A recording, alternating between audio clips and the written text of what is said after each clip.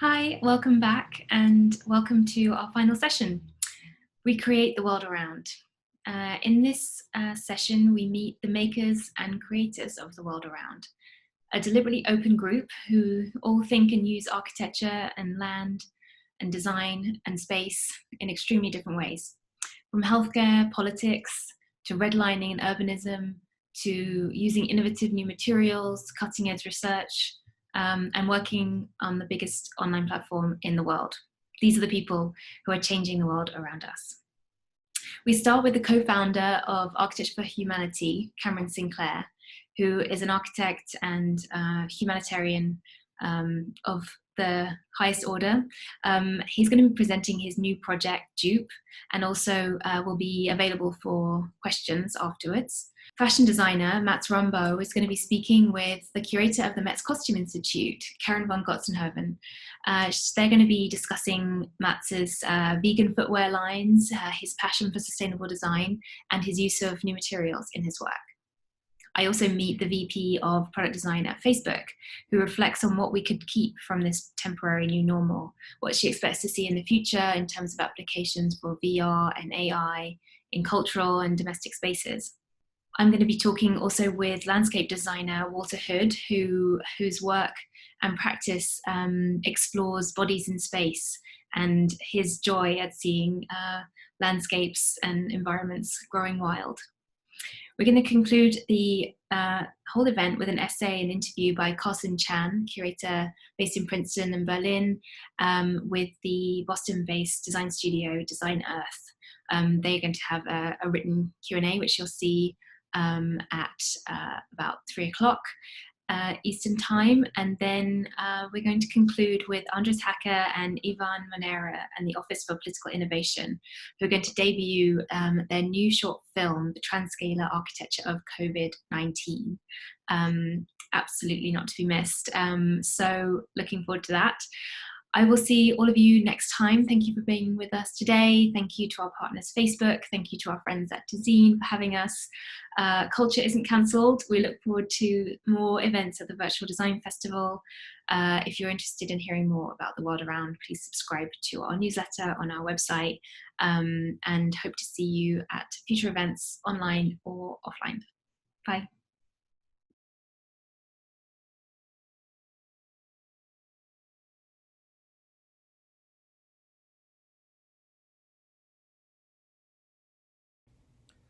Hello, and welcome to another talk on Earth Day. Thank you to everyone who invited me to participate and to be a part of the Virtual Design Festival as well. I think this is my second or third speaking connection to the festival, but this was a day I was really looking forward to.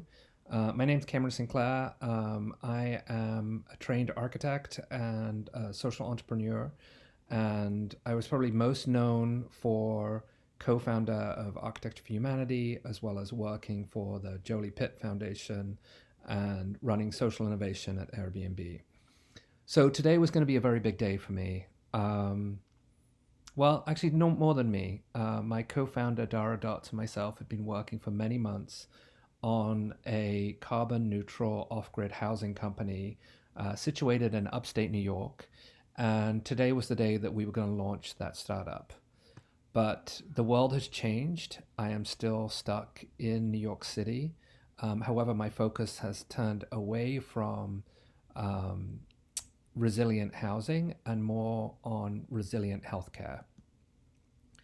So many of us a few weeks ago, as COVID-19 began to spread around the world, were not only stuck in terms of our location, but stuck in what was our role in society and how we can be involved. And you can either take a nihilistic view and just make memes and make fun of the situation and despair, or you can roll up your sleeves and get involved. And I think the role of a designer is not to sit back, but actually to use your expertise and talents to respond to vital needs. So I've worked on design solutions in areas of crisis for more than 20 years. Climate-related disasters come and go, and we know that many more are on the way. Today we're facing this new challenge, an invisible crisis. Novel coronavirus has invaded our places of work, our places of learning, our places of worship, and the places we call home. Hospitals in Europe and the United States are overwhelmed, and based on studies, we know that we're going to need many, many more ICU beds than is currently available. Even if we flatten the curve, we're going to have to mobilize rest and recovery spaces where they're needed most. So a group of us, some friends, some colleagues, some mentors, some peers, decided to look for the crazy ones. We formed a team with frontline doctors, ER nurses, rocket engineers, modular housing experts, 3D printing companies, electric vehicle manufacturing gurus, a former fighter pilot, and a guy who lived in a tricked-out dumpster for a year, in a weekend. So Jeff Wilson, who ran Casita, Dr. Esther Chu, who really got behind the Get Me PPE movement, and myself kind of came together to lead a team to focus on the next big crisis around COVID. So we knew in talking to many, many hospitals and working with ER doctors that there was two main challenges: containment and capacity. Hospitals have to keep high-risk patients from the settings where they may spread the virus, that's within the hospital, but they also have to have flex options for increased care capacity. While we were looking at this research, we stumbled across a third issue, and it's one that came to us from the frontline workers.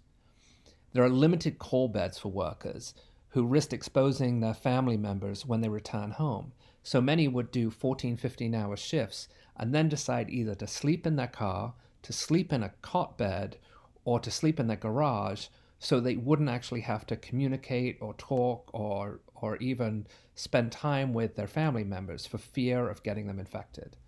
Secondly, patients were being housed in these large open warehouse settings without adequate isolation, privacy, or hygiene. And doctors were referring to these spaces as virus traps.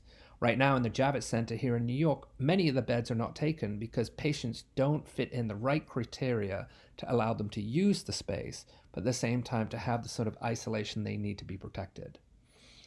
So we formed Jupe Health, and it's a way to have rapidly deployable units that will allow us to provide health and recovery for not just doctors, but for patients too.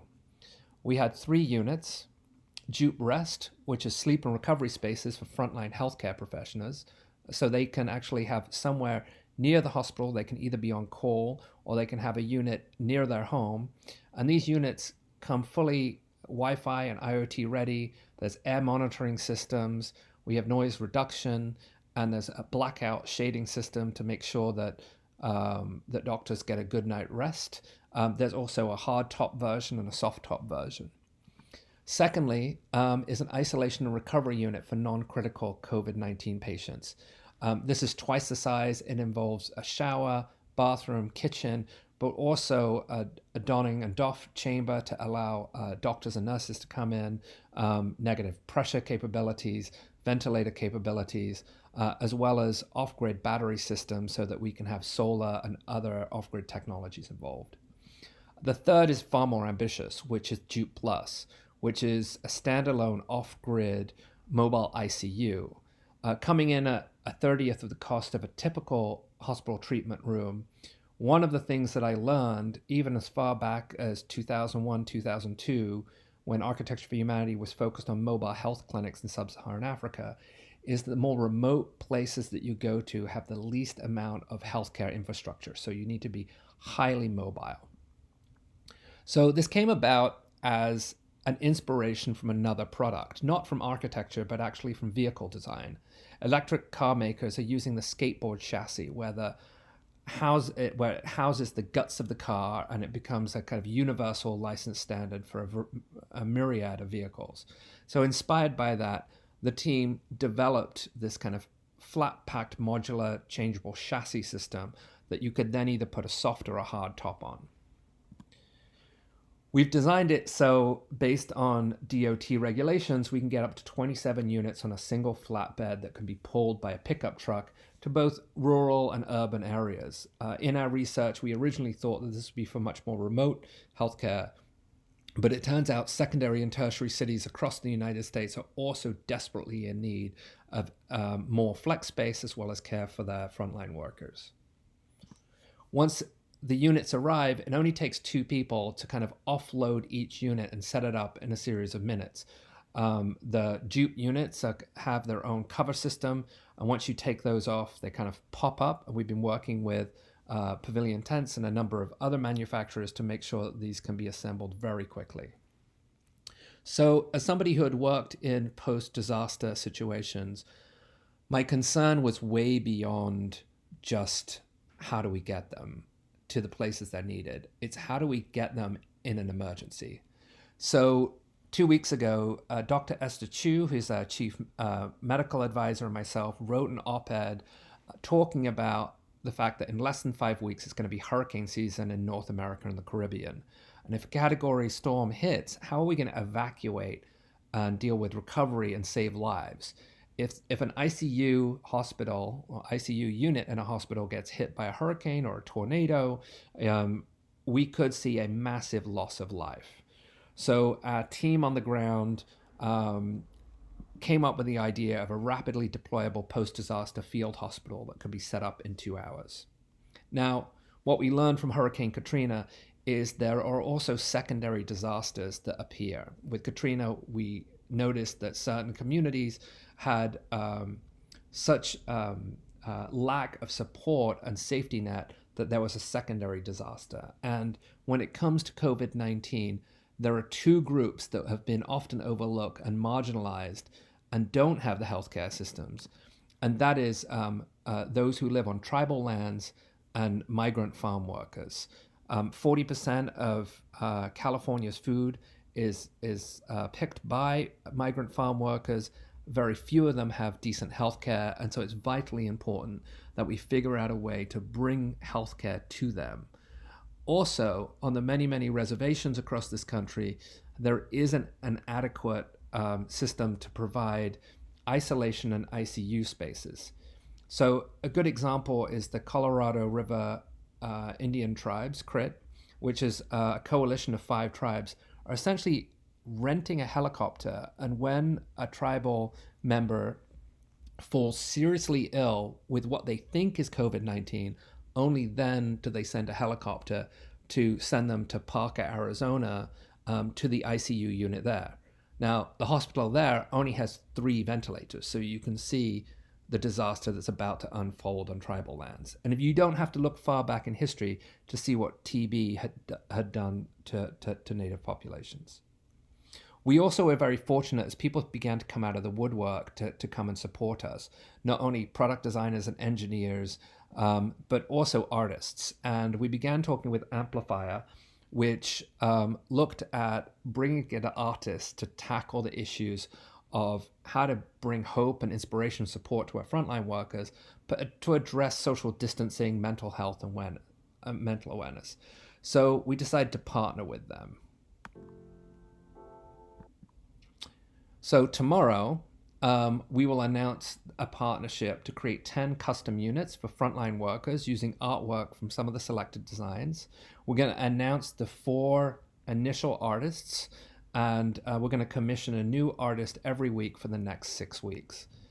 At the same time, we're also going to be launching a crowdfunding campaign to build units in very specific locations, like I mentioned, tribal lands and others where there isn't healthcare system, and that's going to be called Team Storm. We have a musician that's actually putting together that fundraiser, and so that will be out tomorrow. So I wanted to say thank you. If you wanted to learn more about Jupe, just go to jupe.com. If you wanted to support the movement, just go to teamstorm.org and make a donation. And if you want to learn more about world-changing ventures, go to worldchanging.com, or you can email me below or send me a tweet or a direct message. Thank you so much, and it's been a pleasure to be here, and I look forward to any questions you might have.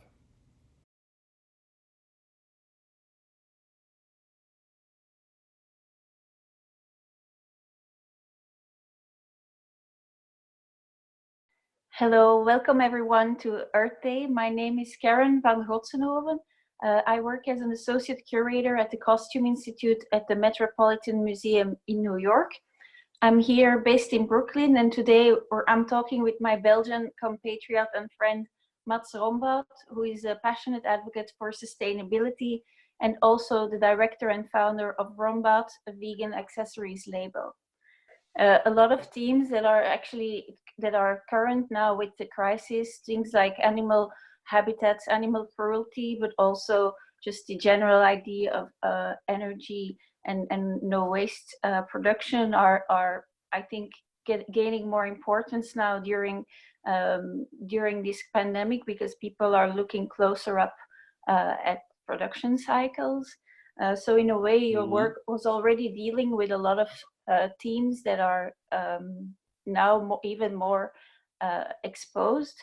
And in an almost uncanny way, your last campaign that you just shot before the outbreak was also about the medical community for spring, summer 2020. Can you talk a little bit about that campaign and the shoes that you made? Yes. So for spring, summer 20, but also like throughout the history of the brand, I've always been inspired by science and scientists in particular that try to come up with solutions to make the world better and to make the environment healthy again somehow. So I was looking a lot at science and technical solutions, let's say, to make footwear less impactful. So, for example, we're always using the more innovative materials, which I can later go into, but we were using some biodegradable thermoplastic now for the heels, which, they biodegrade. So that aspect of science is something that really interested me. And then the medical part came in because I was really inspired by medical footwear as well, and like orthopedic footwear that I've been doing it also for a few seasons. So now these two came together into more of a medical setting, like a clinical environment, because also all the colors and everything inside of that collection were very clinical, like some kind of surgical green and those beige tones, like those kind of wrappings when you hurt yourself, bandages. Were all part of this collection. Yeah, and your work has always had a sort of post-human aesthetic with sort of cyborg influences, and now it's even more current. For the people who are not so familiar with your work, could you maybe talk a little bit about your trajectory from the beginning to now, maybe using some different shoes to illustrate the different phases? Yeah, definitely. So maybe I'll head over to the studio so I can show you a bit of those.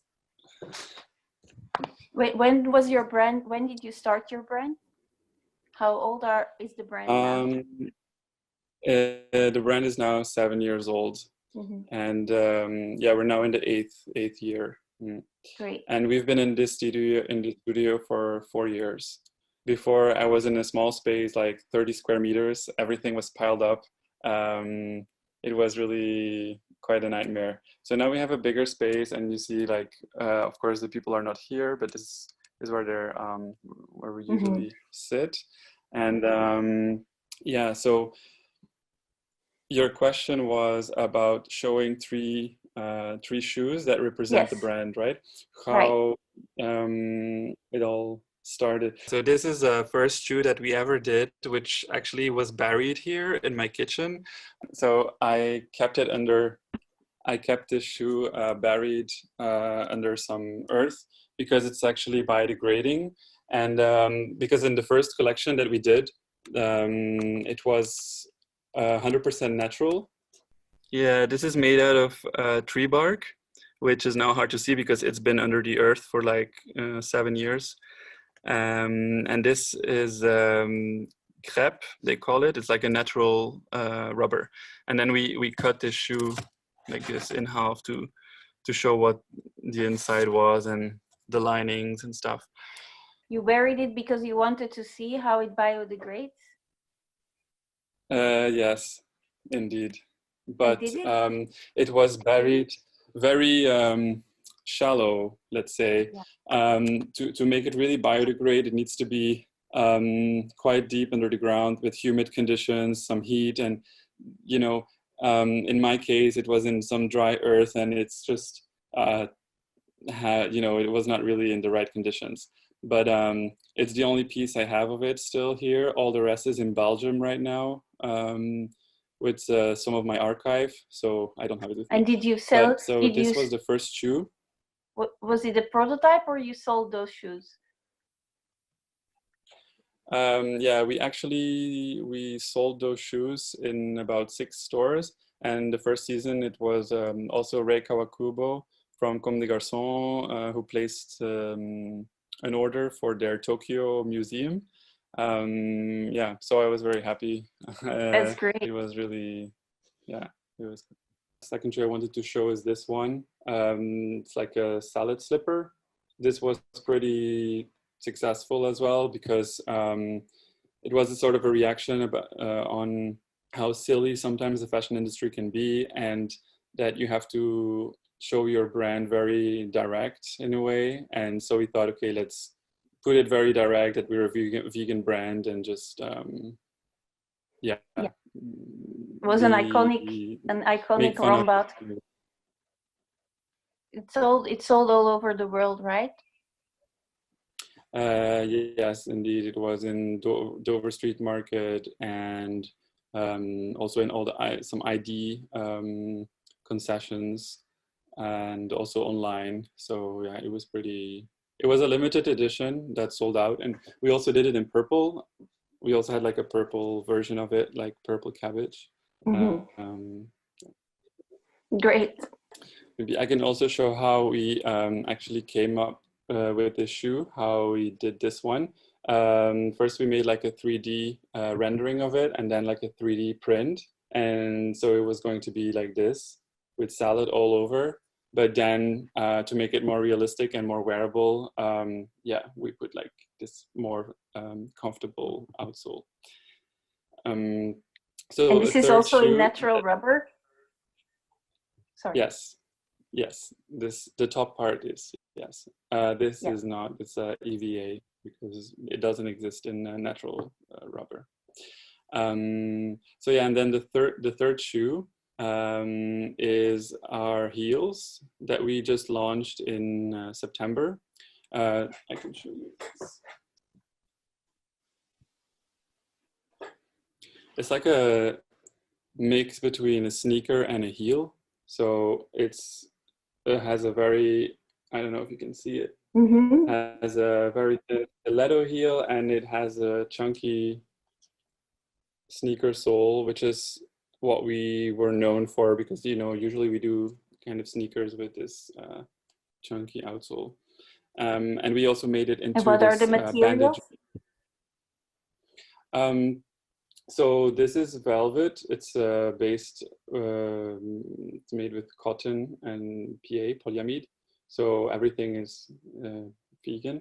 And then here on the outsole is made of biodegradable TPU. And so we made our own last and our own mold to be able to inject it with what we want. Because we couldn't find any biodegradable soles on the market that we liked, so we had to make our own shapes. And, that's impressive. and this is just, it's a special type of mold because it needs a certain pressure to inject this material, and so the mold needs to be very strong with a different type of steel. So it's quite an investment to make it. And you make it, they are produced in Europe, in Portugal? Yes. Everything we do is made in Portugal. Yeah. Great. And how do you, when you say that the material didn't exist, how do you develop new materials? Or is there a special circuit for sustainable materials? How does it work usually? Usually I do a lot of research online. because there are these kind of fairs that everyone goes to, which, yeah, some suppliers, they offer some vegan options right now, or just more sustainable materials. But if you really want to find the more cutting edge ones, yeah, I used to look a lot online and what people were developing. And then usually you have to wait a little bit before it is actually ready. So for example, with this tree bark, it was actually something that was used for interior design, and it wasn't really used for footwear. So I got in touch with them, and we also developed like a sort of a rubber coating, which was done by hand, to make it a bit stronger for footwear.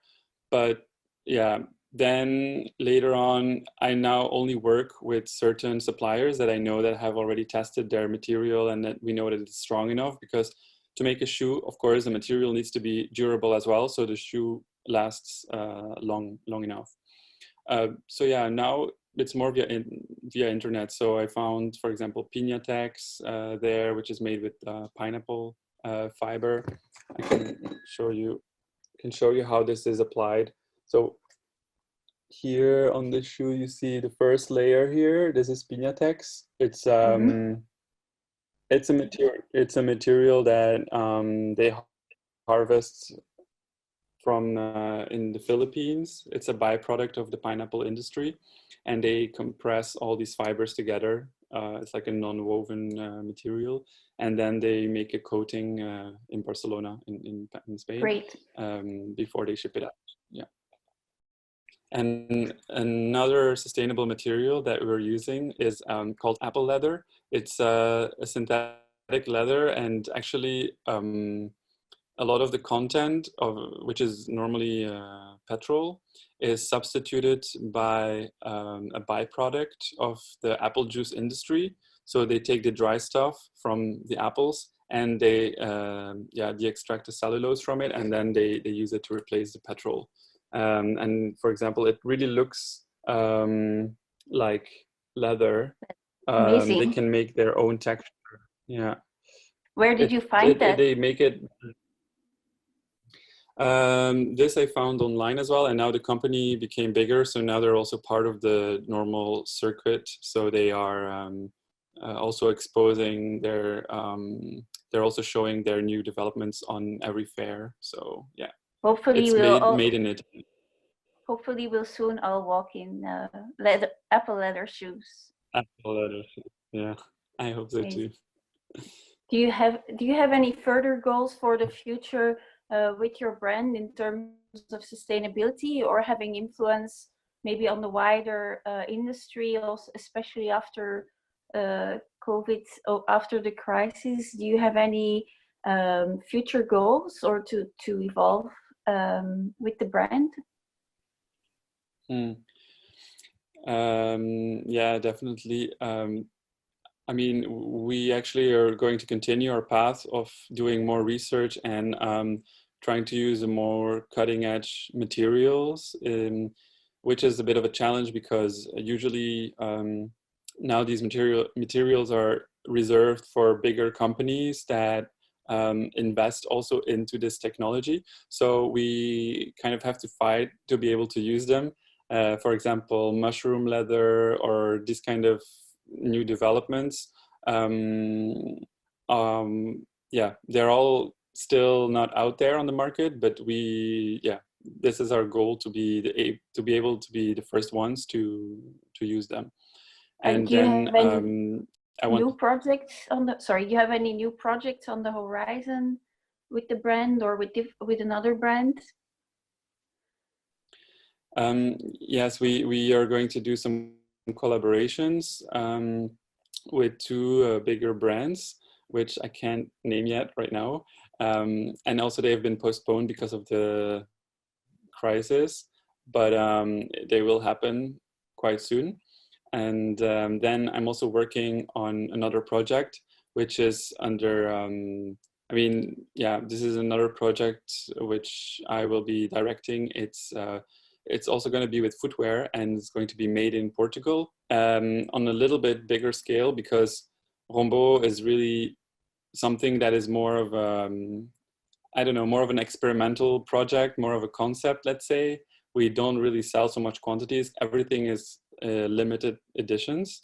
And with this new project, it's more based on the most sustainable way to produce and how, you know, what happens with your product after you use it. So it's with a bigger, like a customer in mind that can wear the shoe every day. And then what happens when the shoe is worn out? So for example, we will take back the shoe and we will recycle the sole again. So the sole stays in the circuit and the sole is already made with recycled rubber. So everything will be like a closed loop system. That's great. And it's a more democratic, it's a bigger, you're reaching a bigger audience than with Rombaut. With this new. Yeah, indeed. Yes, indeed, because with Rombaut, as we do such small quantities, automatically the prices are quite high. And even though we really try to make our best to, you know, to not put them too high. So with this new brand, yes, we will have more democratic prices around 150 euro, which is still, you know, quite a lot, but it's, we work with the same principles. That's great. And when is this supposed to drop? It will be somewhere between July and September. It depends also a bit on what's happening in the next weeks and months. So we look forward to it. Thank you so much, Mats. Maybe just a quick takeaway before we go. You have a sustainability hero that is an inspiration to you? I would say, yeah, there are two people I really look up to. One is designer, is Margella, because he's also from Belgium, and also makes a lot of made a lot of work with waste in a way that he lifted up and made it into something really beautiful. So I really look up to that, and I also look up to Elon Musk in a way because he has these big ideas, and no matter what people tell him, he's just going to go for it and make his dream a reality. So that's a great couple. Thank you so much. Yes. And take care on the quarantine. Thank you for.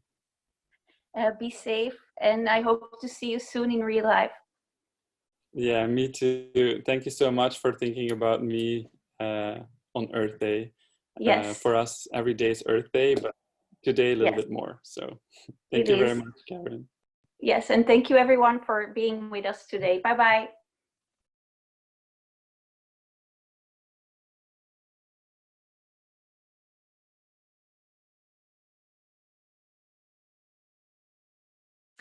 Hi, good afternoon. I am Beatrice Galilee. I'm here for the World Around, and I am very happy to be here with Margaret Stewart, who is the Vice President of Product Design at Facebook, who are we're very happy to be partnering with for Earth Day and for the World Around. Thank you so much for being here with us, Margaret.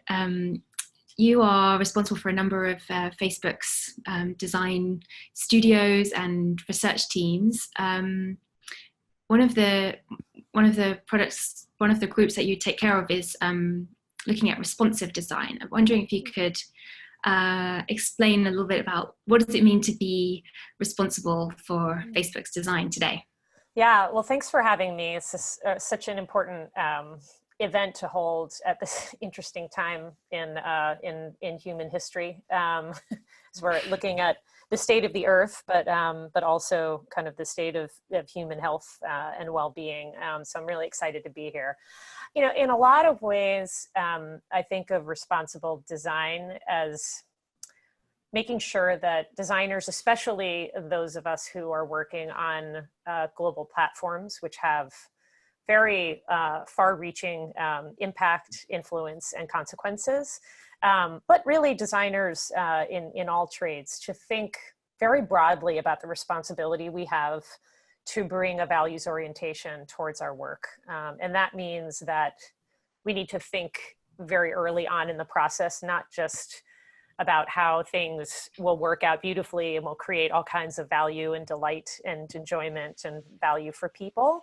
But that, you know, things might not go well for everyone and in every respect, and that it's very much our responsibility as designers and technologists to intentionally have those conversations early on so that we can mitigate as much of that potential harm as possible.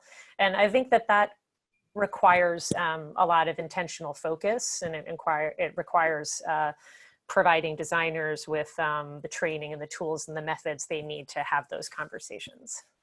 And I guess as everybody, you're in lockdown in your home, and yeah. I think that it's safe to say that everybody seems to be online. Conversations are taking place across the world online. Our work is taking place online. What's some of the behavioral patterns that you've observed from the Facebook perspective? Yeah, well, you know, I mean, there's the anecdotal experience of myself and my friends and family, and then there's, of course, the more global reality. I think that we've certainly seen as an industry a huge, you know, upswing in usage of global platforms such as, you know, Facebook, WhatsApp, Instagram, and others as well. And in particular, things like group video calling, which I think for a lot of people, it's like, oh, this is like kind of, you know, not the way that I necessarily want to be engaging with friends and family until you actually are actually restricted from seeing people. And then it becomes a pretty important lifeline. We've certainly seen that to be true, in particular in, you know, countries that have been very heavily affected, but really globally. And, you know, obviously, it means that our responsibility to keep those products available and reliable to people is even more important than it has been before. But I also think that as designers, it means that we have a responsibility and an opportunity to think about the context in which those products are being used, and that, you know, we may have envisioned it as like, you know, fun and social, or, you know, enterprise in the work context, but all of a sudden it morphs into, you know, a couple of weeks ago, actually, I'm so detached from the passage of time, I can't even tell you how long ago this was. I think it was 2 weeks ago. We're celebrating Easter. Could have been yesterday. Yeah, no, who knows? Exactly. Or 800 years ago, who knows? But, you know, I'm the youngest of 9 kids, so I have an enormous extended family. We're spread out all over.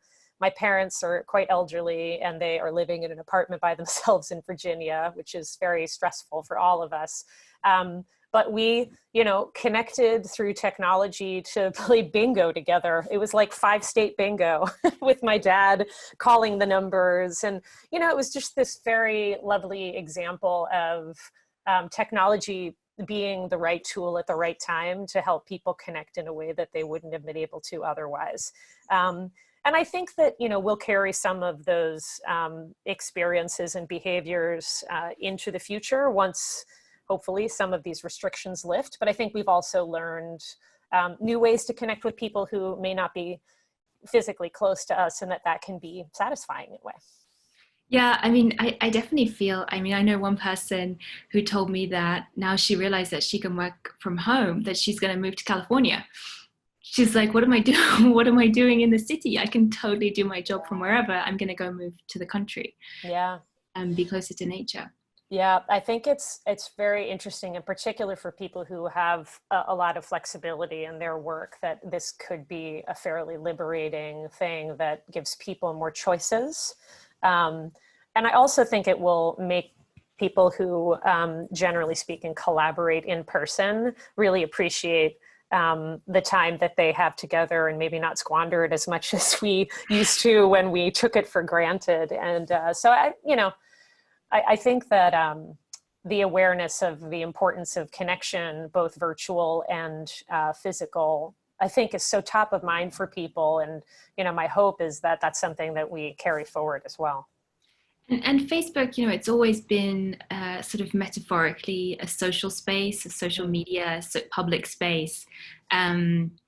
You know, is that like are you thinking from a design perspective? It's almost becoming a reality now. It's not a metaphor. It is really where people mingle and they meet. And how does how do you see the role of design in creating spaces virtually and virtual spaces online? Yeah, I mean, I think that it's functioning both as that town square, but also as like the private space for smaller groups or one-on-one connections. And I think, we've seen, over the past several years, not just related to the current crisis, a huge increase in messaging and small groups, the use of Facebook groups to create a smaller community around topics that people care about. And that's a trend that has been growing, for a while. And I think right now we're really seeing the value in having the variety of ways to connect and not just some single monolithic way. At times it's really important to be able to reach out to as broad a community as you want. Like if you want to run a fundraiser, for a cause that you care a lot about, and a lot of people are doing that right now, you want to be able to broadcast that as far as possible and engage, a wide arc of your friends and family and contacts. But, I don't want to invite all of humanity to participate in our bingo game because it will dramatically decrease my chances of winning. Or maybe it won't, but statistically it's a complete crapshoot. So. So in that sense, like, what do you think, not that you're a soothsayer, but I guess you do have data and intel that more than I do, certainly, about where this could go. What's really the future of, is it, if let's say the scenario where maybe COVID or, viruses change forever and we're not going to be able to spend that much time in public space and time online. Yeah, I mean, it's certainly true that, this will not be the last pandemic that we will live through in our lifetimes. Any of the experts will tell you that this is something we need to be prepared for, and that we actually, as much as we feel like we're stumbling through this, if you compare it to past outbreaks, we are at some level learning and getting better at organizing, and there is a lot of effort right now, whether it's by companies like Facebook or the Chan Zuckerberg Initiative or many other companies, the Gates Foundation, to not only respond to the current crisis, but also to learn as much right now to prepare for the next one. And I think that is a crucial thing that researchers and scientists and medical professionals and technologists are looking to do, is to use this as a critical learning opportunity so that the next time we can protect even more people than we've been able to this time around. And, I think that, figuring out, how we translate that into approaching design differently, I think is a really important angle on it too. I mean, I personally feel like, and I've talked, I have 17, 19, and 21-year-old kids who are now, tragically for them, stuck in their house, in our house permanently with their parents 24/7. I feel for them deeply on that point. But I have had conversations with them about what a remarkable opportunity it is, not only for them, but really for all of us to learn how interconnected all of our lives are. That this notion that you can just like make your own decisions and just, that it's nobody else's business. But actually, I think what this virus is teaching us in a very painful way is that our actions do have consequences, and sometimes lethal consequences for other people. It's a very blunt instrument that nature is using to teach us that lesson.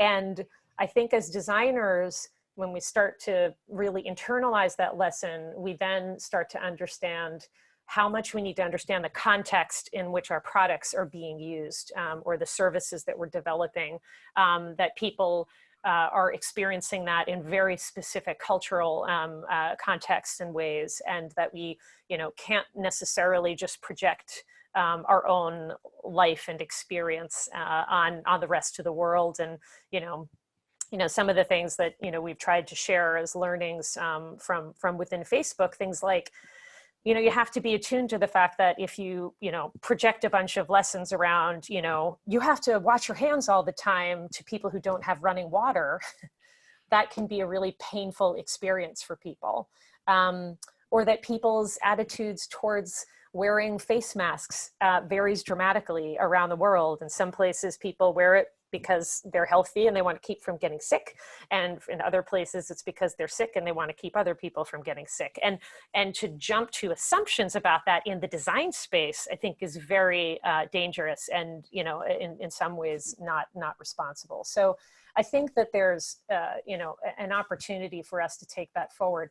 More generally speaking, you know, I think AR and VR represent a huge opportunity for us to explore even more opportunities to connect in even more immersive ways, and to really feel next to people. Like, I think 4 or 5 years from now, if you and I are to have this conversation again in VR, we would feel like we were in the same room together. Really? And it'll probably happen sooner than that. You know, I mean, I think products like Quest, I mean, it is really uncanny how much it changes your perception of like where you are and what you're experiencing. And so I think that that can be an enormous opportunity to connect and build empathy between people in terms of what their experience is. That is so fascinating. And I think that, you know, especially, I think a lot of people are indeed looking to Silicon Valley to be leaders, you know, with the amount of information that you have and the amount of like rapid learning and applications and testing that you could that you kind of have at your fingertips. I really think it's interesting to think about, you know, VR and AR, especially in the realm of culture. A lot of museums, cultural spaces suffering so much at the moment. Wondering if people will ever want to go into a museum again, you know, if they will ever be able to kind of use the same model that they have been working with, especially in the US, of ticket entry. You know, what's your experience? How do you feel that VR is that an option, do you think, for art and culture as a space? Is that detrimental to the practice of kind of shared experiences and intimacy between people and art? How do you feel about that?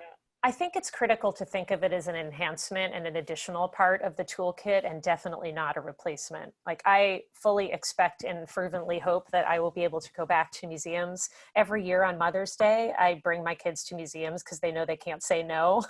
And this year I'm like, what are we going to do? They're all closed. And there's not a replacement for that, you know, for seeing a live performance of a Broadway show, or to go and experience art, you know, face to face in shared community. That being said, it is a privilege to be able to attend those things in person. That is not something that everyone has access to. So I think we have to remind ourselves that broadening access to cultural assets and resources will benefit so many people. For us, we think of it as like getting past this current crisis because we can't access it in the way that we have been able to. But as we explore those solutions, post-crisis, we're going to dramatically expand the populations that could interact and engage with these things, you know, even past the crisis. So I, you know, have been talking a lot with my teams. You know, part of my team, as you know, is the Artist in Residence program at Facebook, and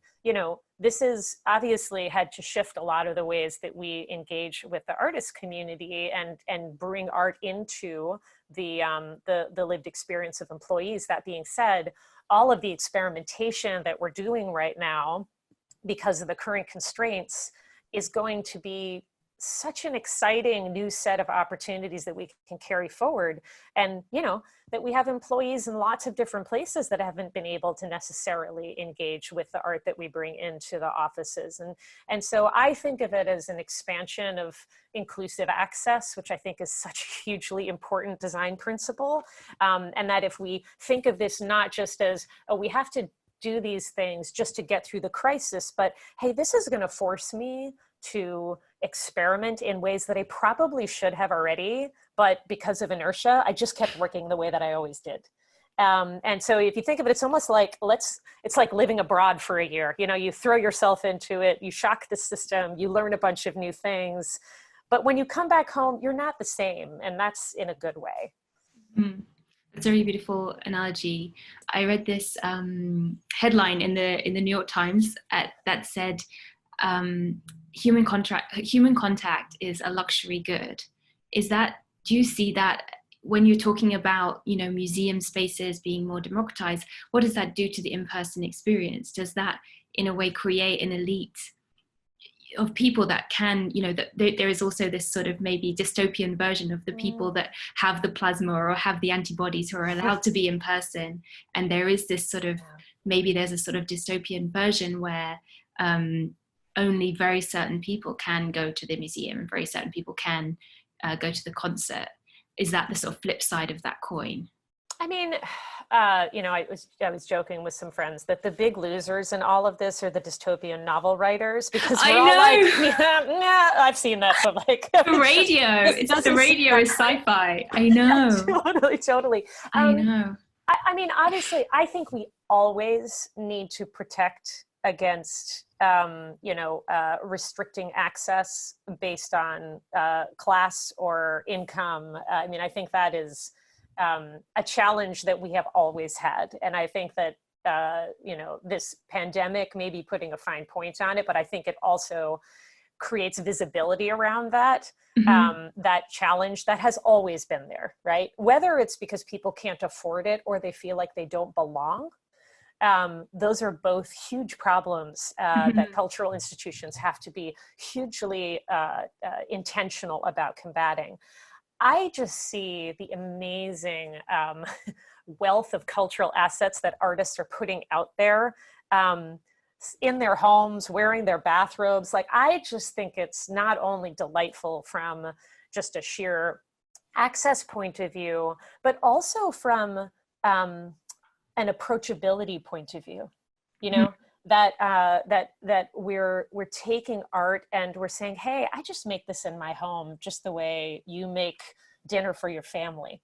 And there is something really magical about artists being able to humanize themselves in that way and present themselves often through these platforms directly to people. And I think there's going to be a really beautiful lasting effect of that. But I think, you know, to your original point, I think we have to be really careful to make sure that as restrictions are lifted, that we create opportunities for access for people of all walks of life. It is going to happen over time and not overnight. You know, I have a, you know, an optimistic view that that artists themselves will be huge advocates for that, and therefore, you know, that it's going to, you know, move in the right direction. But, you know, first and foremost, we just have to make sure that we keep everyone safe and healthy, and not in our deep and fervent desire to rejoin in person, you know, end up setting back the efforts to keep everyone safe from harm, because that's ultimately the most important thing we can do. Thank you so much, Margaret. Bye. Thank you. Cheers.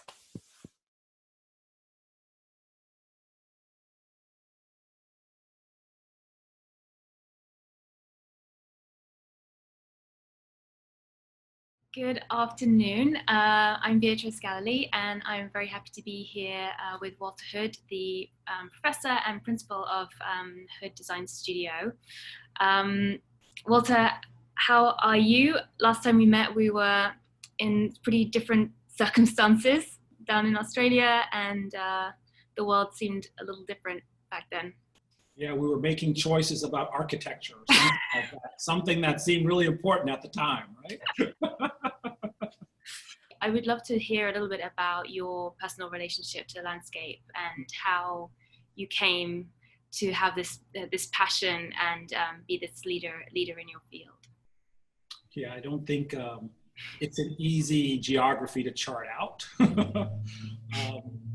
You know, you know, hindsight is 20/20. You know, looking back at any career, it's you can kind of stitch together those things that you probably didn't think about when you were younger, starting out. And you know, I'm from the South, so I'm from a state that's about landscape, from North Carolina, and I grew up, you know, in the rural areas as well as the urban areas. And from a very early time, I always had a kind of a recollection of this kind of space around me and what it meant particularly as a person of color and coming from a rural background. There were lots of, can I say, mythologies that my grandparents shared with me, which kind of stuck with me for a long time. And I didn't know that they were latent, that there were these things that would, you know,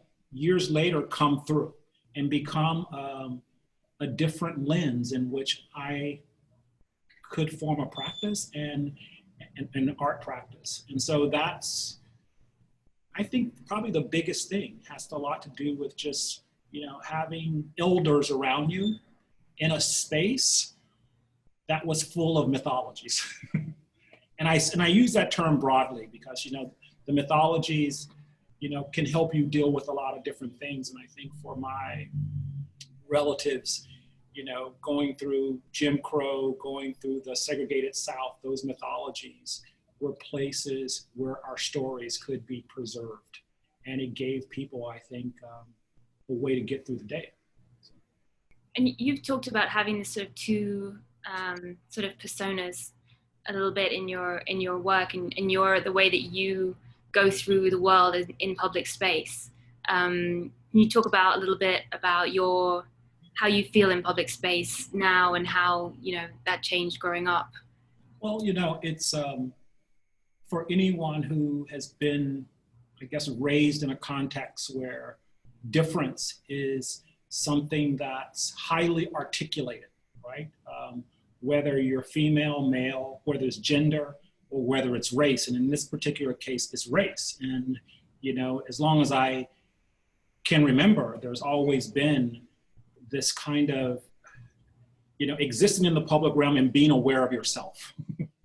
And that kind of freedom that one gets to not become aware of the projection. And that's been something that, you know, very early in my education, I went to an all-Black undergraduate, A&T State University. Very early, you know, writers such as Baldwin, such as Du Bois, you know, those were people who were part of my early education. And so this notion of subjectivity of self was always there. But I just never knew what to do with it, right?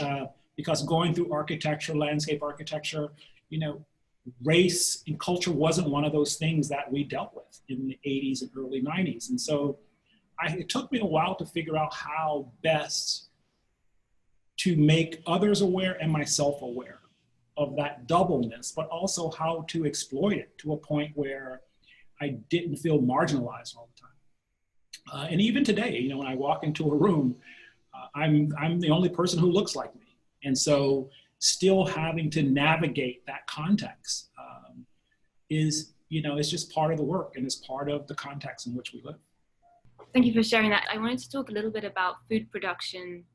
You know, a lot of the news that's, you know, coming through, I mean, there's so much news, first of all, which is just like, it's so intense, but particularly regarding, you know, food production, distribution of food, it seems that the systems that we have, the way that we use industrial agriculture is just, you know, it's becoming, you know, so wasteful. It was already wasteful. It was already something like 25% of all food goes to waste, you know, that's made, certainly in the US.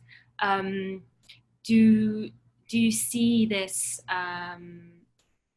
first of all, have you seen sort of come across those same sort of trends in the food production industry? And also, how can we learn from this? Like, are people thinking about, this is not a smart way to use our resources, or we need to be more local, or, you know, what's the sort of reaction from from the professional industry side of it?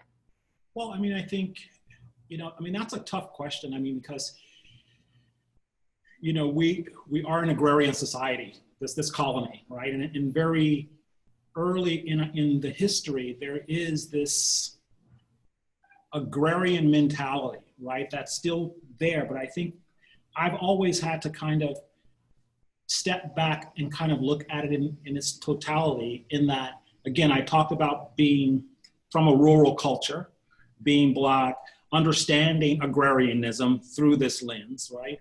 But also understanding capitalism, and what we've created is these systems that when they break, they really fail. Like right now, I mean, the news is a lot of produce is just basically, they're having to just basically get rid of fields, right? Because there's no one to pick them, there's no place. And so there's major failure at this one scale. But then I always think about here being in California, we have the Great Central Valley. In Oakland, if you get up every morning at 5 o'clock, you can go downtown, and that's where all the produce comes in. And most people don't have a clue that that's going on there. And so as part of just these systems, we're so separate from these things. And I just find that there's a sense of redundancy that's happening at the small scale, even at the greater scale. Mm-hmm. Where the community gardens, you know, people are advocating that these community gardens are actually feeding neighborhoods when in reality they're not, right? Because people are still going to grocery store. I mean, so there are these systems that are just so out of whack to a certain degree. And, you know, maybe at this point we're going to begin to sort of see how all of these systems are just broken when you have major shutdown. And maybe as we come back and start to sort of think back, coming back, maybe we can begin to make these systems a little bit more hybrid. Mm-hmm. Because I do think when one of these things fail, it's almost like there's no relationship to the other systems. Like I was just taken by, you know, this one report of this person who was out in the field, just literally just shredding all of the fields. And he was saying, well, if I don't get the yield out in 2 days, I'm going to lose it anyway. I mean, that's no way to kind of think about a system to a certain degree. No, I mean, it seems that, you know, we had the idea of globalization just doesn't, it's not really, it's not really working if we have that type of inequalities and, like, you know, all of the inequalities that we knew about before, it seems like they're kind of becoming they're just surfacing now. It's not that we didn't know about it, but they're sort of affecting us maybe more now. Yeah, I think this idea of the information, though, allowing us to sort of think that we're at this globalized, right, scale, where in reality, a lot of us are still existing at this local level. And I think you see it through this pandemic. It's like those basic services that one needs at the local level are just not even there. And you don't, like, I don't even know where I can go get tested right now. Right, just these simple, basic things. When I even go to the grocery stores, like I'm trying to think, okay, well, should there be signage about the produce, right? I mean, but none of those things are in place, which makes me worry then, is anyone actually looking out, right, for this? You know, that is the FDA or the local government, is anyone basically minding the store at this local level? And it seems to me no one's actually doing it. And what about your students, and what are the kind of issues that your students and you are thinking about? I'm finishing up a book on hybrid landscapes, which is trying to articulate a lot of the things that we've been talking about. I use J.B. Jackson's definition of landscape, where he talks about landscapes are those spaces in which humans have chosen to slow down or speed up. And I really love that definition, because if you think in post-colonialism, I mean, this notion of even the colony was put in a place to slow things down, right? And to manifest things. And our infrastructure, a lot of the times, is there to speed up, sometimes to slow down. And so this book is really about how, through making these landscapes, you can see both sides of the coin, and you're not kind of stuck in this post-colonial malaise towards traditionalism or vernacular, but you're really looking at ways in which to think about these new hybrid systems. And a simple idea would be, if you take a kind of a colonial typology like a plaza or a square, you'll see in America by mid-20th century, culturally, we've already hybridized them, because we will refer to them as a plaza park. So there's lots of cities that have plaza parks. Mm-hmm. And so I'm really diving into, well, how do they get the compound name, and where does that come from? And then how does that relate to what it looks like and how people use it?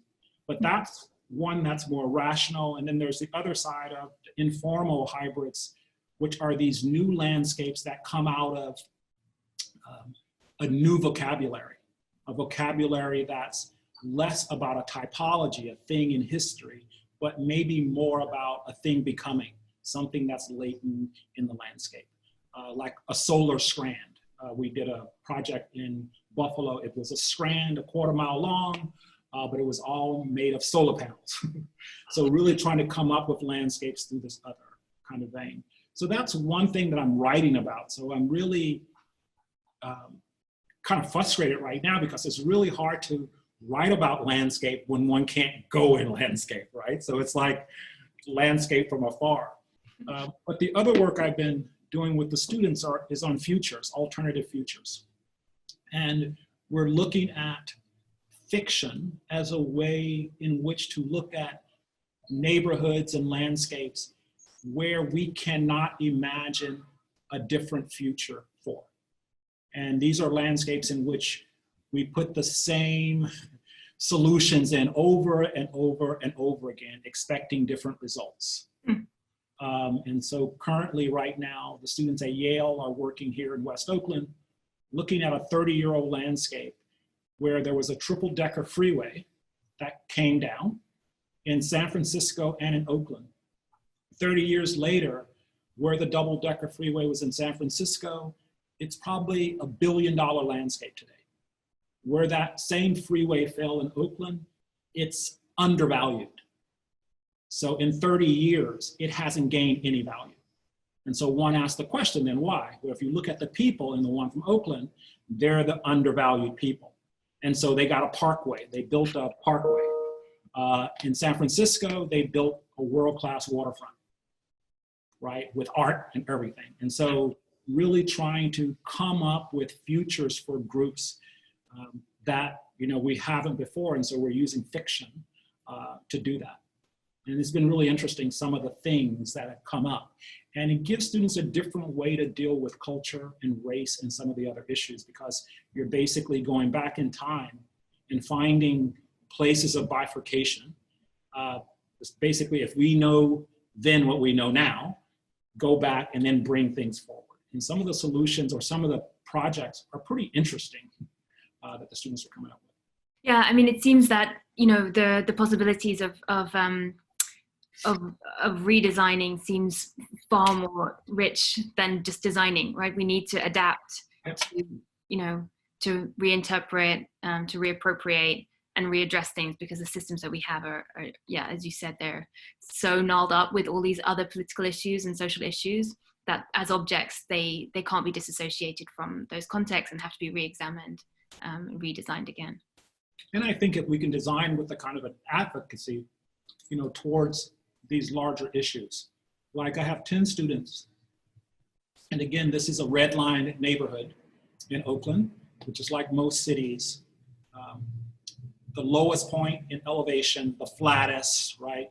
We have the sewage treatment plant, we have double-decker freeways, we have the railroad. You imagine everything you can imagine to dump in one neighborhood. And so what's been interesting is to see the students go back and find things, ways in to change the politic as well as the economics. One of them is looking at the legalization of marijuana that happened back in the mid-90s. And it wasn't the legalization, it was for medicinal purposes. But the idea was, if California had moved out 25 years earlier, how much money you could have saved in the penal system, just in incarceration. I mean, it's crazy looking at one zip code and how many people were incarcerated for marijuana. And then looking at how, if you save that money, could you put it into something else? And then if you could then incubate this new economy in this neighborhood, what would it look like? There's that great project, $1 Million Blocks. Have you seen those? Oh, yes. Very similar, yep. That's cool. So we've been looking at a lot of male stuff as well. And everything from agriculture, everything to new ecological systems, the students are just questioning these things. And they're arriving at them, again, through a fiction, which takes a lot of the pressure off of them to get it right? And so there are these narratives that are unfolding that hopefully for the students is allowing them to get a view into a more diverse kind of culture in public landscape. So one of the projects I know that you're working on at the moment is the landscape for the International African American Museum. Could you share a little bit about the backstory of that project and where it's at the moment? Yeah, the International African American Museum is in Charleston, South Carolina, slated to open 2022. I think it was designed, the design is by Harry Cobb, who passed away last month. We've been working on the project for probably about 4 to 5 years. It's a project that on one level tells the story of the African slave diaspora from Charleston throughout the Northeast as well as the Southern US. Scholars believe close to 40 to 45% of the African diaspora actually landed there. So it's a very important site. The site will have commemorations of the warehouse space that was used to house slaves before sales, as well as try to kind of tell a larger story about the Atlantic crossing. The studio, we've designed a large fountain where we're using the Brooks map, which was a lithograph that really told the story in an infrastructural way of Atlantic crossing. And it showed how slaves were pretty much stacked head to toe, gendered within the hull of the ships. And we're using that as a way of presenting these bodies in space, but also to talk about the hallowedness of the landscape. And so the fountain will basically drain and fill up every hour on the hour. And you can go in the museum and it's a place where you can search for your lineage. So half of it, a large piece of it is a research center. So you can actually go and trace your ancestors here as well as learn about the Low Country. And what does that process of that project, how do you deal with that landscape as a designer? How do you sort of go about creating something that recognizes the people who pass through there, but also, has to, I guess you want people to, how do you want people to feel in that space as a designer? Well, I mean, I want people to feel that they're, occupying hallowed ground. And one big, large discussion we've been having, I say we, the committee, designers working on the project and the artists and the curators, I really wanted the subject not to be somewhat danced around. I really wanted there to be this figurative landscape in which it was very clear that people died at the site and that it was about this quantity, right, of human lives that had an identity. They weren't ambiguous, right? They weren't, they had names. They were from specific places. And I really wanted to do something that was very overt, right? And not kind of hidden. And this is part of a larger, I guess, set of conversations that I think you're beginning to see in the American landscape from a lot of designers of color. Finally, places, whether it's the Lynching Museum, whether it's other commemorative sites, the burial ground in New York, but there are parts of our history that we're beginning to claim. And I think it's important that those people designing them be allowed to have a diverse voices, and that the voices should not be the same. And I started out talking about mythologies, and I do think there's room in our culture for multiple voices to come out as it relates to the history of African Americans in this country. And there's not one story. That one story is, it's not always going back and getting a kente cloth or, this Afrocentric symbolism. I mean, there are other stories that we can talk about. And one, that for me, I mean, the landscape is sort of full of these kind of mythologies and places that we can begin to sort of talk about the power of water, We can talk about the power that's harnessed in a rock. We can talk about, you know, the stories behind the old oak tree. But those kinds of stories, I think, allow for our culture to be seen as diverse, right? Diverse in its kind of origin as well in the people. So from place to place. And just to wrap up, I think I'd like to ask you, one thing that's come up again and again in the course of these conversations around Earth Day and design is that people are thinking a lot about non-human animals and how to create spaces as a designer for other non-human animals.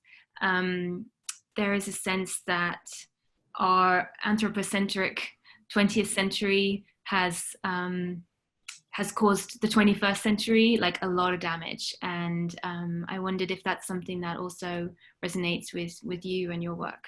Oh yes, oh yes. I would love to let a lot of things just go. No, I mean, I think the world without us, right? I mean, this notion that I started with it sort of slowing things down or speeding things up. When we're out of the way, man, it's like everything's sort of going, you know, to even and level out. And so, I mean, I would love to be able to work on spaces, you know, where I do think that there is opportunities to let some things just go, right? And for us to sort of understand the hybrid, I think when we let things go, we can actually see how the environment would accumulate things in a completely different way.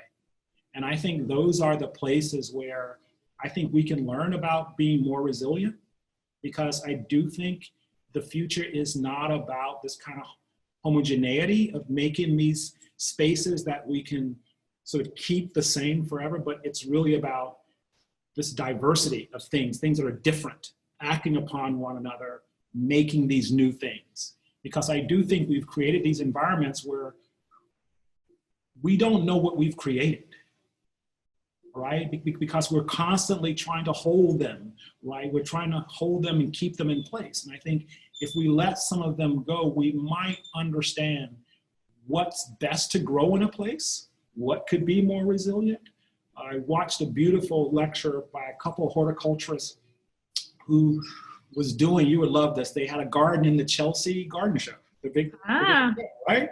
And they went to this island in Greece where there were no trees, no plants, and they found these little, I don't know, these little plants growing in rocks. And they were some of the most resilient plants. They brought them to London, filled it up in this garden show. And it was this beautiful thing. But they were talking about how these plants, nothing else would grow there.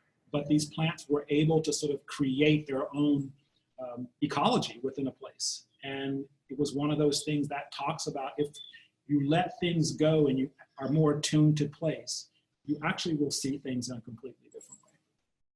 Well, I think that's a beautiful note to end our conversation on.